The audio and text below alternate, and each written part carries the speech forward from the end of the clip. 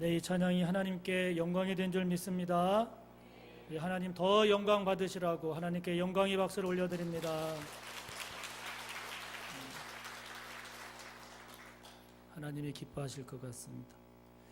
자, 이 시간 우리 말씀의 제목을 함께 해봅니다. 누가 내 어머니이며 내 동생들이냐? 누가 내 어머니이며 내 동생들이냐?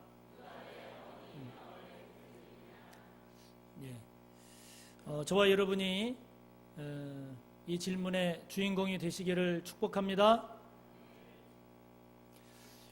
최근에 제가 한 뉴스를 봤는데 살찐 호랑이를 보도한 게 있었어요. 혹시 보신 분 계세요? 여러분, 호랑이가 살이 쪘어요. 여러분, 우리가 호랑이 그러면 우리가 갖고 있는 그 이미지는 체격은 크지만, 그렇죠? 날렵하고 날쌘 이런 이미지 아닙니까? 그런데 그 뉴스에 나온 호랑이는요, 배가 거의 땅에 닿아요. 그리고 이렇게 누워 있는데 그 보도도 그렇게 나왔지만 마치 이렇게 막 빵빵한 풍선같이 호랑이가 누워 있는데, 그걸 본 뒤로 제가 호랑이에 대한 생각이 바뀌었어요. 아, 저런 호랑이도 있구나. 그 세계 최대의 그 호랑이 사육기지인 중국의 동북 호리먼에 있는 이 시베리아 호랑이들인데요. 요즘 이렇게 그냥 살이 그냥 뒤룩뒤룩 찐 이 호랑이 모습 덕분에 그게 아주 인기 폭발이랍니다. 여러분들 시간 되고 돈 있으시면 거기 가시면 이 살찐 호랑이 볼 수 있다고 합니다. 그런데 이제 제가 그 호랑이를 딱 보는 순간에 한편 재밌기도 했지만, 야, 아니 어떻게 호랑이가 저런 호랑이가 다 있지? 좀 놀랐어요. 그런데 이제 이렇게 좀 재미있고 작은 일뿐만이 아니라 우리가 살다 보면 크고 작은 여러 놀라운 일들을 우리가 접하게 됩니다. 이런 좀 즐겁고 유머스러운 이런 일뿐만이 아니라, 여러분들 다 아시겠지만 지난 주 중에는 이 세계적인 기업이면서 동시에 우리나라 최대 기업의 총수가 구속되는 일이 벌어졌잖아요. 이 또한 놀라운 일이죠. 충격이었습니다. 그 해당 회사의 임직원들은 패닉 상태에 빠졌다 하는 그런 기사의 제목도 나기도 했습니다. 또한 역시 그저께죠. 이틀 전입니다. 역시 세계적인 해운 회사였던 한진해운이라는 회사가 그저께 40년 만에 역사 속으로 사라져 버렸어요. 완전히 이제 법원으로부터 파산 선고를 받아서 아예 회사 자체가 없어져 버렸어요. 어떻게 저렇게 세계적인 저렇게 큰 회사가 맥없이 무너지고 사라지는가? 참 충격이고 놀라운 일이 아닐 수 없었습니다. 그런데 오늘 말씀을 보면 예수님이 하신 말씀 또한 매우 놀랍고 충격적인 말씀입니다. 저와 여러분의 정신을 확 들게 하는 그런 예수님의 말씀을 오늘 우리가 듣습니다. 46절을 보면 예수님께서 무리 가운데서 말씀을 하고 계셨는데, 그때 예수님의 육신의 어머니 마리아하고 동생들, 형제들이 예수님과 말을 하겠다고 바깥에 서 있었습니다. 그러자 무리 중 한 사람이 예수님에게 말합니다. 47절에 보면 선생님의 어머님과 형제분들이 선생님과 이야기를 하시겠다고 밖에 서서 계십니다. 선생님을 찾고 계십니다. 말합니다. 여러분, 우리가 갖고 있는 보통의 상식이라고 하면 이런 얘기를 들으면, 아, 그렇습니까? 그러면서 뭐 들어오라고 하시든지, 아니면 아, 지금은 말씀을 전하고 있는 시간이니까 잠시 밖에서 기다리라고 전해주십시오 라고 하든지, 그것이 우리가 갖고 있는 일반적인 상식적인 생각 아니겠습니까? 그런데 이때 예수님이 하신 말씀을 보면 완전히 우리의 상식을 벗어납니다. 우리가 예상했던 것과 전혀 다른 뜻밖의 놀라운 말씀을 하십니다. 48절을 보면 예수님은 가족들이 온 것을 알려준 그 사람에게 이렇게 말씀하십니다. 누가 나의 어머니며 누가 나의 형제들이냐? 그러시면서 예수님의 육신의 가족이 아닌 제자들, 예수님 주변에 있었던 제자들을 손으로 가리키시면서 말씀하십니다. 봐라, 이들이 바로 나의 어머니고 나의 형제고 나의 자매다. 여러분, 밖에서 이 말을 들은 예수님의 가족들, 마리아와 예수님의 동생들이 이 이야기를 들었을 때 여러분 어떤 느낌이었겠습니까? 아니, 어떻게 저렇게 말할 수가 있지? 그러지 않았겠어요? 예수님의 제자들 또한 이 이야기를 듣는 순간에 굉장히 당황하지 않았겠습니까?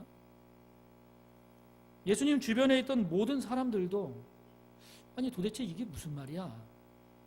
여러분, 그런 생각을 하지 않았겠어요? 도대체 예수님이 왜 저런 말씀을 하셨을까? 우리가 놀란 가슴을 좀 진정을 시키고 예수님의 그 말씀을 다시 한번 곰곰이 생각을 해보면, 예수님의 진정한 가족, 그러니까 예수님의 진정한 어머니와 진정한 형제라고 하는 것은 단순히 육신적인 차원이 아니라 예수님이 말씀하고자 하는 어떤 사람이어야 하는구나 하는 것을 여러분 우리가 깨달을 수 있지 않습니까? 다시 말하면 예수님에게 있어서는 육신적인 관계보다 더 중요한 것이 있다 하는 거죠. 육신적인 관계보다 더 중요하게 여기시는 것이 예수님에게 있음을 우리는 알게 됩니다. 그렇다면 오늘 예수님께서 육신의 가족보다 더 중요하게 여기시는 것, 예수님의 육신의 가족보다 더 귀하게 여기시는 사람, 그 사람이 누구일까? 이것이 오늘 저와 여러분이 찾아야 하는 것 아니겠습니까? 그 사람이 누구일까?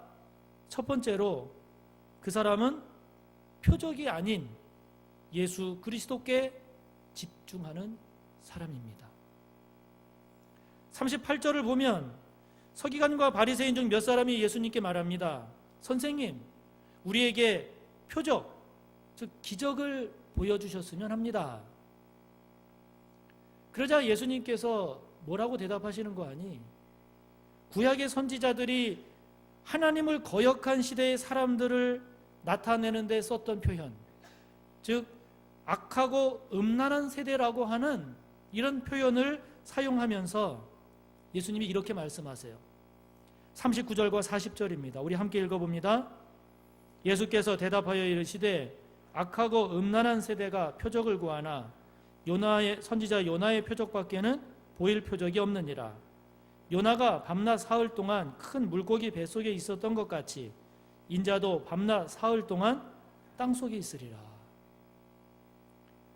여러분, 예수님의 지금 이 대답, 이 말씀을 우리가 가만히 묵상을 해보면 예수님은 표적을 쫓는 신앙, 기적을 추구하는 믿음을 예수님은 칭찬하지 않으세요. 왜 그럴까요? 왜 칭찬하지 않으실까요? 여러분, 표적이라고 하는 것은 자주 일어나는 것이 아닙니다. 평생에 한두 번, 여러분 그래야 그게 표적이지 늘상 일어나면 그게 표적이겠습니까? 이 표적이라고 하는 것은 지속적이지 않습니다. 순간적입니다. 표적이라고 하는 것을 이성적으로 설명하려고 하면 안 됩니다. 기적, 이거는 초이성적입니다. 마치 우리가 로또에 당첨되는 것과 같은 거예요. 사람이 사는데 너무 가난하고 경제적으로 힘들면 나도 좀 제발 로또라도 한번 당첨됐으면 좋겠다. 이런 생각을 하는 것은 어찌 보면 당연한 일입니다.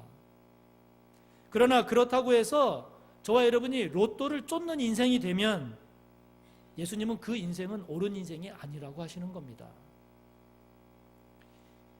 비일반적이고 비일상적인 이런 로또를 쫓는 인생이 되면 저와 여러분이 늘 살아가야 하는 일상의 삶을 소홀히 하기가 쉽고, 그러다 보면 우리의 삶 자체가 부실해지고 헛된 욕심에 사로잡혀서 자칫 우리의 삶 자체가 멸망의 길로 치달을 수 있기 때문이죠.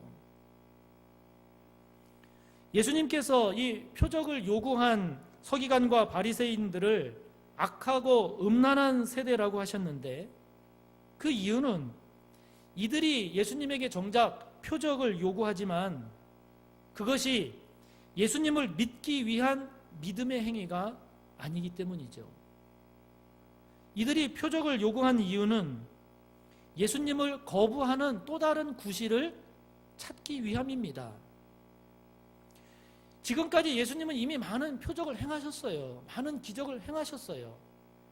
그럼에도 예수님을 믿지 아니하고 영접하지 아니한 이들은 또 다른 특별한 표적을, 기적을 보여달라고 함으로써 만약에 예수님이 그 표적을, 기적을 행하지 아니하시거나 못하시면 그것을 구실 삼아 예수님을 고발하려는 불신앙의 표현, 그것 이상 아무것도 아니기 때문입니다. 그러므로 여러분, 저와 여러분의 신앙을 한번 돌아봅시다.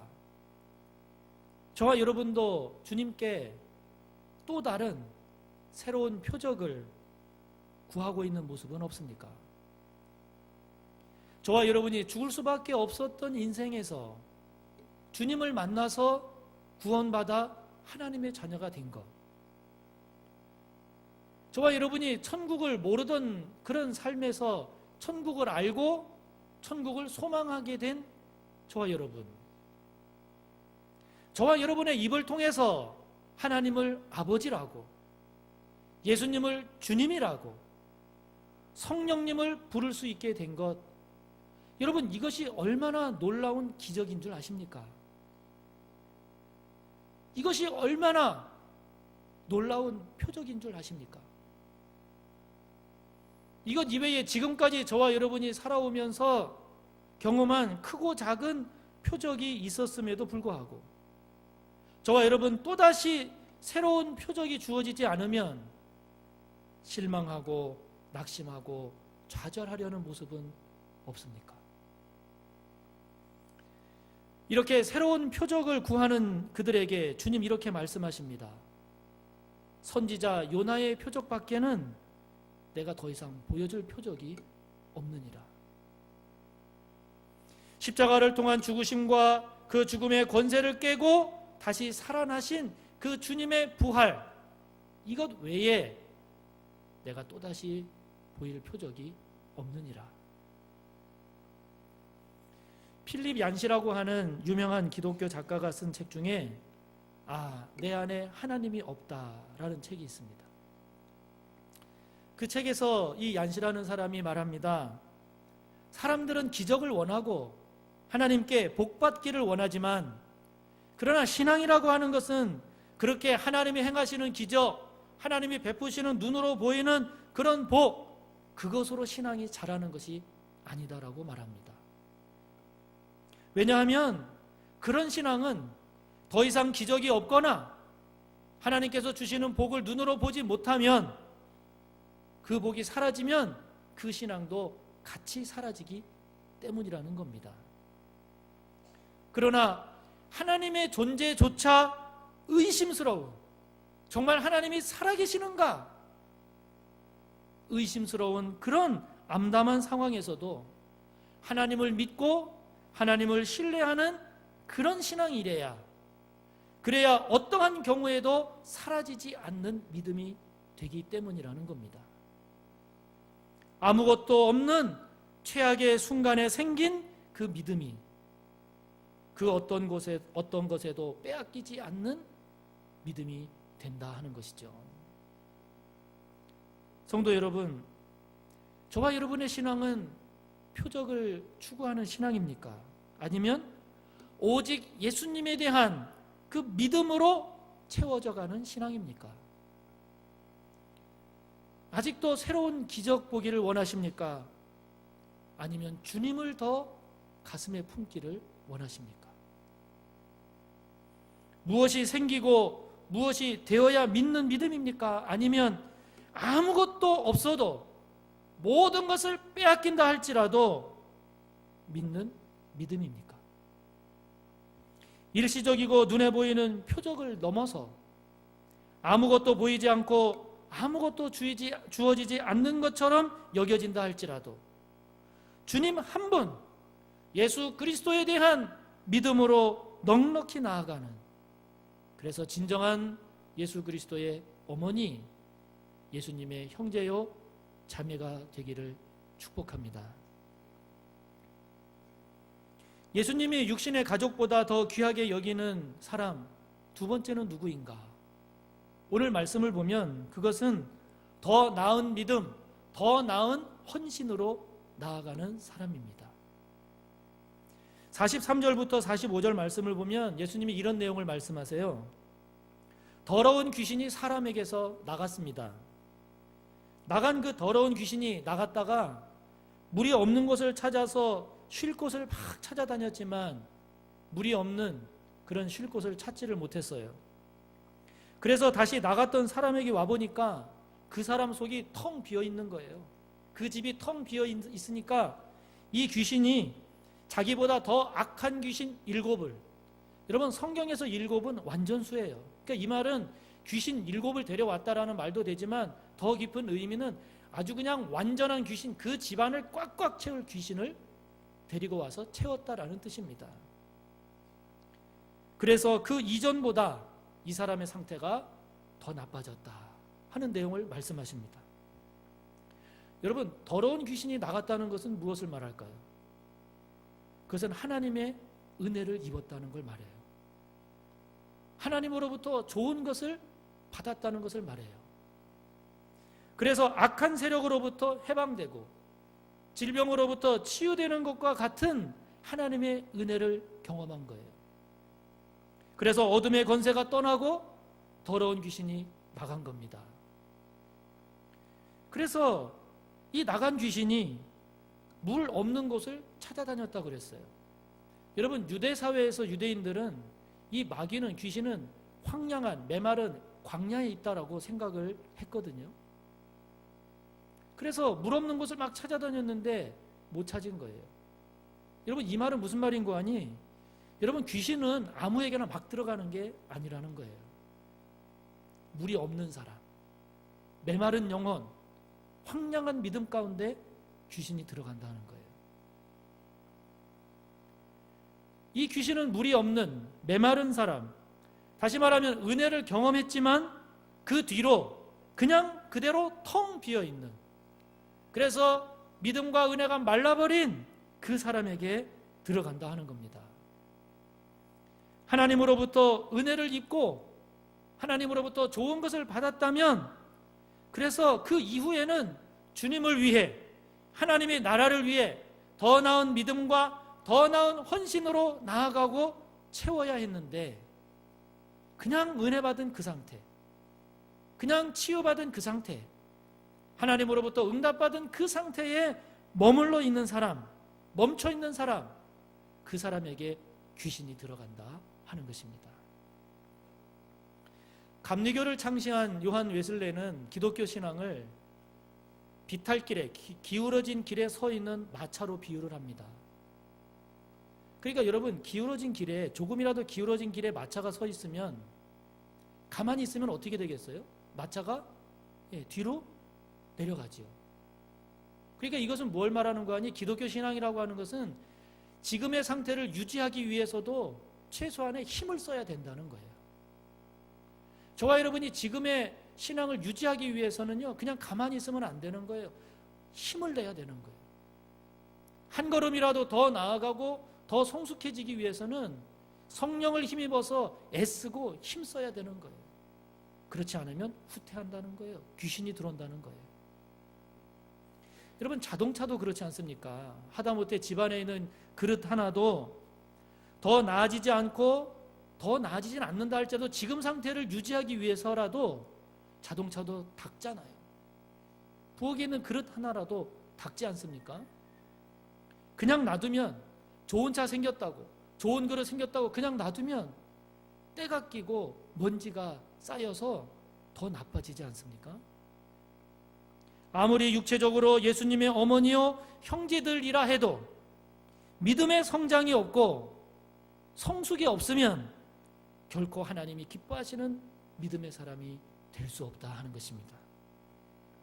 더 나은 믿음으로 성장하도록 주님과 하나님의 나라를 위해 더 나은 헌신으로 성숙해가지 않는 사람은 그 자리에 서 있는 것이 아니라 귀신이 다시 들어가는, 즉 후퇴하는 신앙, 말라버리는 신앙, 황량한 신앙이 되고 만다 하는 것입니다. 그러므로 여러분, 저와 여러분은 구원받은 것으로 만족하고 머물면 안 됩니다. 은혜 받았다고, 복 받았다고 그것으로 만족하면 안 됩니다. 반드시 성장과 성숙을 위해 한 걸음 한 걸음 나아가야 합니다. 그래야 더러운 귀신이 저와 여러분 안에 들어오지 못하는 것입니다. 흐르는 물에 이끼가 끼지 않듯이 저와 여러분 안에 늘 새로운 하나님의 것으로 채우지 않으면 저와 여러분의 신앙에 어느새 이끼가 끼는 거예요. 어느새 죄된 마음이 자라는 것입니다. 더러운 귀신이 그전보다 저와 여러분의 상태를 더 악하게, 더 나쁜 상태로 만들어 버리는 것입니다. 여러분, 주보를 보시면 주보 안에 우리 교회 이야기라는 게 있죠. 이번 주에는 제가 그 글을 썼습니다. 거기서도 밝혔듯이 이제 서울교회 성도님들에게 신앙의 교육과 훈련 과정을 거기에 쭉 소개를 해놨어요. 여러분들 오늘 잊지 마시고 꼭 보시기를 바랍니다. 성도님들을 향한 신앙의 교육과 훈련 과정을 시작하려는 것도 다른 이유가 아닙니다. 저와 여러분의 믿음에 이끼가 끼지 않도록 늘 하나님의 말씀의 물이 흐르게 하기 위함입니다.